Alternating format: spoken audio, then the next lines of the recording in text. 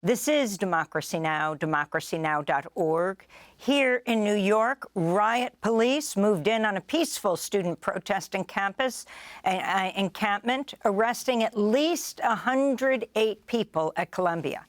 Columbia University President Manoush Shafik called the NYPD to clear the Gaza Solidarity encampment on the campus's South Lawn, where Columbia and Barnard students had set up one day earlier to demand university leadership divest from Israel. New York Police Chief John Chell said Shafik identified the demonstration as a clear and present danger, but that officers found the students to be peaceful and cooperative. Shafik warned all students participating in the encampment would be suspended. At least 3 suspensions of Barnard students were confirmed Thursday before the arrests, including Isra Hirsi, the daughter of Congressmember Ilhan Omar. Thursday's showdown with the NYPD was the largest arrest on the Columbia campus since 1968. When police arrested over 700 students protesting the school's ties to the Vietnam War and its plans to expand in Harlem by building a gymnasium there.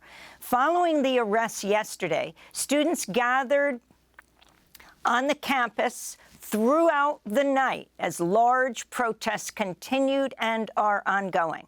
Students got support from many Columbia faculty online and a visit in person from Union Theological Seminary Professor Cornel West, just nearby, who's also a 2024 presidential candidate. Democracy Now! Spoke to Professor West after he climbed a fence to visit with the encamped protesters. Well, you know, in light of our stand in deep solidarity with our precious Palestinian brothers and sisters who are undergoing vicious genocide, wrestling with apartheid conditions for so long, and still being ethnically clean, we want the world to know that their suffering does not have the last word. There's resilience and there's a willingness to fight.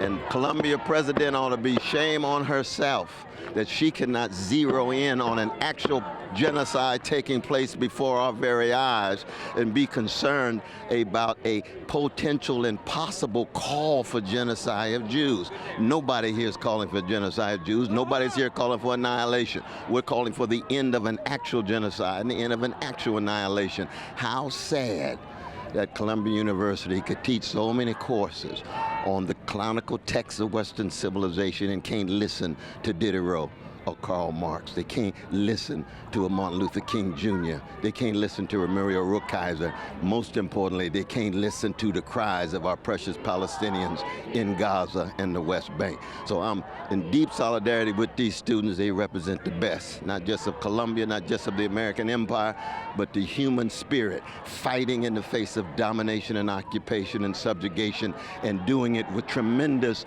determination. That's presidential candidate and Union Theological Seminary Professor Cornel West speaking to Democracy Now! At Columbia University in the midst of the protests. Special thanks to Hannah Elias.